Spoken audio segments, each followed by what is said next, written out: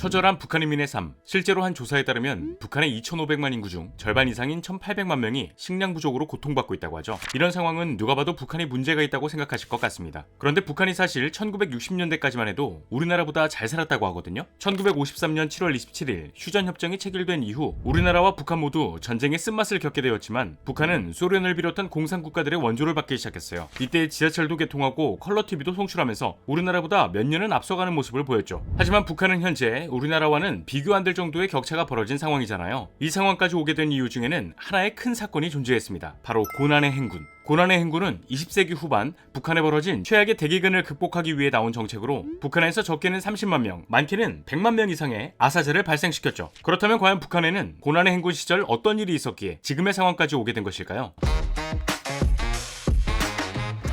자, 오늘 저와 함께 살펴볼 지식가이드는 고난의 행군 편입니다. 사실 북한에서는 고난의 행군이 총 3번 있었다고 이야기해요. 고난의 행군의 시작은 지난 일제강점기 시절 김일성이 이끄는 항일6.26대가 일본군 토벌작전을 피해 1938년 12월부터 1939년 3월까지 혹한과 굶주림 속에서 100여일간 강행군을 했던 것을 말하죠. 그리고 이어진 고난의 행군은 1956년 8월 한국전쟁으로 인해 남과 북 모두 초토화되었던 때인데요. 당시 우리나라의 피해 상황만 보더라도 군인 사상자 62만 명, 민간인 피해 인원 99만 명, 가족과 헤어져야만 했던 이산가족이 1000만 명에 달했습니다. 아무래도 이런 상황은 우리나라의 경제개발은커녕 씻을 수 없는 상처의 고통만 가득했죠. 그러나 김일성은 조선민주주의 인민공화국의 독재를 본격화하기 시작했고 8월 종파 사건 전후로 하나의 정책을 펼치게 됩니다. 바로 천리마 운동. 이 천리마 운동은 소련의 경제개발 계획을 본떠 만든 것이라고 해요. 정부의 주도로 북한의 인민들을 동원해 노동자를 독려하고 경쟁시키면서 경제를 활성화하자, 이런 목적을 가지고 있었죠. 그렇게 1957년부터 천리마 운동을 본격적으로 시행하는데 이때 김일성은 소련을 포함한 공산권 국가들에게 원조를 받게 되거든요. 전쟁 이후 각종 인프라 사업도 진행해야 하고 천리마 운동에 투입될 인민들도 먹여 살려야 하다 보니 북한 입장에서 원조를 받는 것은 굉장히 중요한 일이었어요. 다시 말해 원조 없이는 살 수 없다는 상태였다는 거죠. 이 상황을 알고 있었던 김일성은 결국 원조 받은 돈으로 경제 발전 방향을 크게 농업과 중공업 육성에 맞추게 됩니다. 쉽게 설명해 보자면 농업에서 집단 농장화로 생산량을 늘려 수입을 올리고 여기서 나온 수입을 중공업 육성에 다 때려박는 구조를 만들어냈던 거죠. 실제로 김일성의 천리마 운동은 북한 경제에 큰 영향을 미치긴 했어요. 1950년대 중후반 연간 13.7%의 높은 성장률을 보였고 1960년대에 들어서는 4%로 내려가긴 했지만 꾸준하게 성장하는 모습을 보였기 때문이죠. 게다가 농업 생산량과 철 생산량이 대폭 증가하게 되면서 국민 총소득을 나타내는 GNI가 137달러를 기록해 당시 94달러였던 우리나라보다 1.5배 높은 수준이었습니다. 이로 인해 우리나라보다 빨리 지하철도 개통하고 컬러TV도 송출하는 등 잘 나갔다면 북한이 제일 잘 나갔던 시기가 이때였죠. 하지만 아무래도 공산주의 경제정책의 문제점에 더해 폐쇄적인 북한의 한계는 그리 높지 않았어요. 먼저 공산주의의 사상이 사유재산을 부정하고 빈부격차를 없앤다. 그러니까 네 거 내 거 나누지 말고 모두가 다 같이 잘 먹고 잘 살자, 이런 거잖아요. 여기서 발생할 수 있는 문제점은 다름 아닌 노동력에 대한 보상에서 나타나기 시작했죠. 북한의 농민들과 노동자들은 아무리 열심히 일을 해도 적절한 보상을 못 받았다고 해요. 그렇다고 해서 일이 줄어든다? 절대 아니었죠. 오히려 날이 가면 갈수록 심해질 뿐이었죠. 그리고 이들에게 주어지는 보상은 훈장이었다고 하거든요.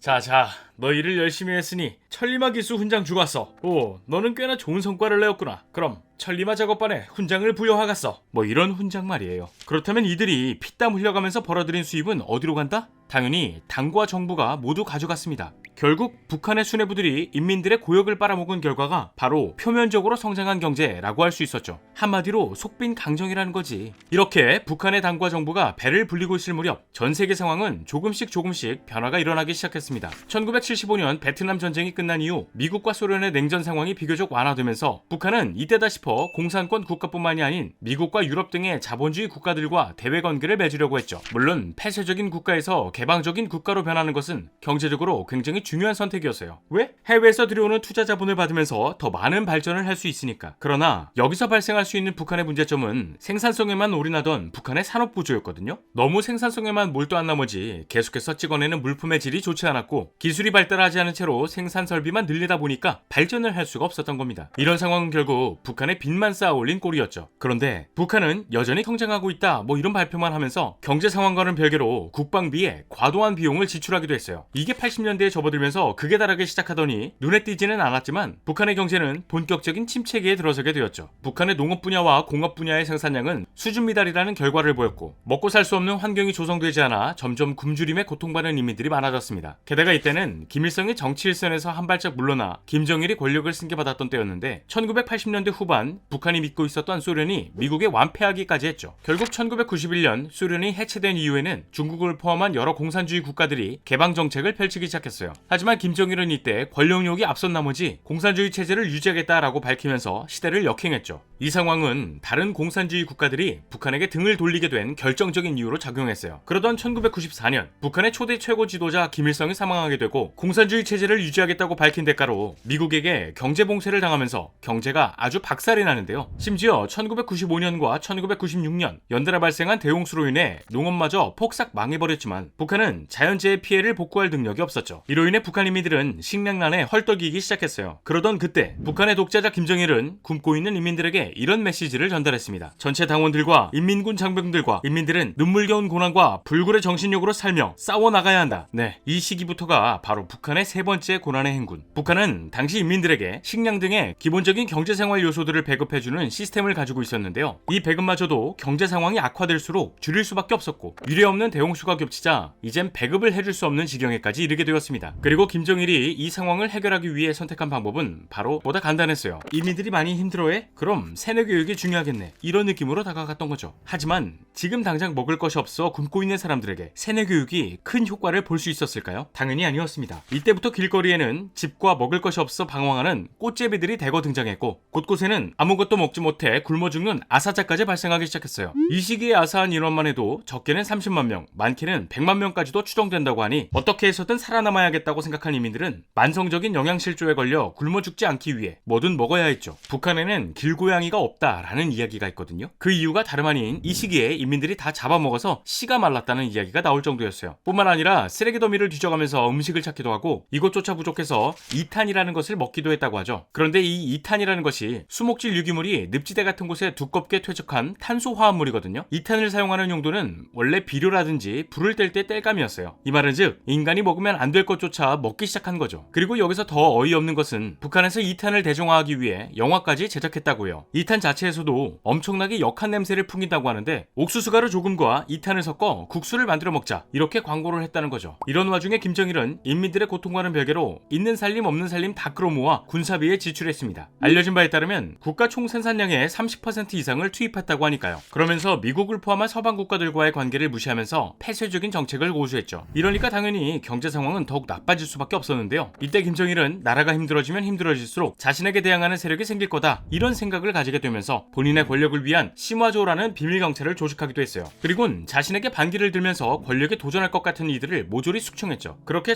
1997년부터 2000년까지 약 2만 명 이상의 인원이 희생되었다고 하는데 이 모든 상황을 흐지부지하게 넘어갔던 2000년대에 들어서자 고난의 행군을 극복했다고 공식 선언하게 됩니다. 이게 진짜 안타까운 게 그렇게 많은 사람들이 죽었지만 김정일의 말을 듣고 우리가 해냈다라고 눈물을 보이고 있는 인민들이 있었습니다. 말이 극복이지 변한 것이 없는 보여주기식 선언인데도 말이죠. 하지만 김정일은 자신이 생각하고 고수해왔던 정책들을 더 극단적으로 펼치기 시작하는데요. 일단 국가 총생산량의 30% 이상을 국방비로 지출하면서 군대를 미친듯이 키워냈고 지금까지도 문제가 되고 있는 핵무기 개발에 본격적으로 착수했죠. 이로 인해 북한은 안 그래도 고립되어 있던 국제사회에서 더 많은 제재가 가해지게 되었던 거예요. 그런데 이 고난의 행군 시기 이후 북한에서 참 아이러니한 상황이 벌어지기도 했다고 하는데요. 아무래도 독재국가 북한에서 배급제가 중단되다 보니 시장 경제 체제를 도입시킨 장마당이라는 것이 암묵적으로 합법화가 되었다는 것이었죠. 이 마당은 배고픔을 해결하기 위해 북한 인민들끼리 몰래 물건을 사고 팔았던 것을 이야기하거든요. 아니 사유재산을 인정하지 않는 북한에서 시장이 열렸다는 것은 뭔가 이상하죠. 당에서는 배급 못해주니까 배고프면 알아서 사 먹어라 뭐 이런 느낌이었던 거지. 그리고 이 중에서는 돈을 버는 사람들이 나오기 시작했고 이 자본을 토대로 비밀리에 밀수하는 세력이 등장했다고 해요. 김정일은 이 상황을 눈치챈 건지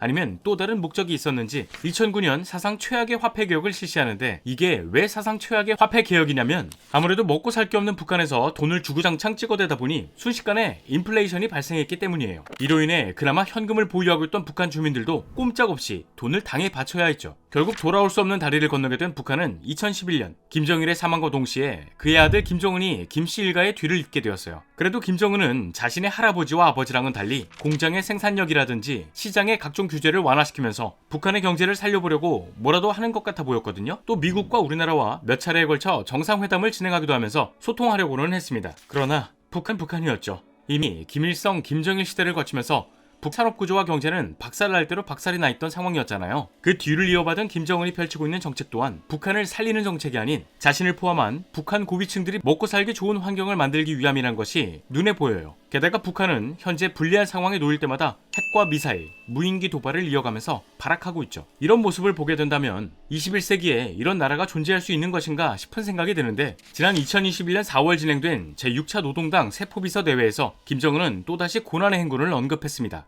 언급은 코로나19 바이러스 등으로 인한 경제적 타격이 심각 수준에 이르렀기 때문이었고, 이런 문제는 아직 해결되지 않은 채 북한은 지속해서 퇴보하고 있죠. 참, 우리나라와 북한이 한민족이었지만 이렇게 다른 삶을 살고 있다는 것이 다행으로 여겨지면서도 씁쓸한 현실인 것 같네요. 자, 오늘의 영상은 여기까지입니다. 다음에 또 다른 안내서로 찾아뵙도록 하겠습니다.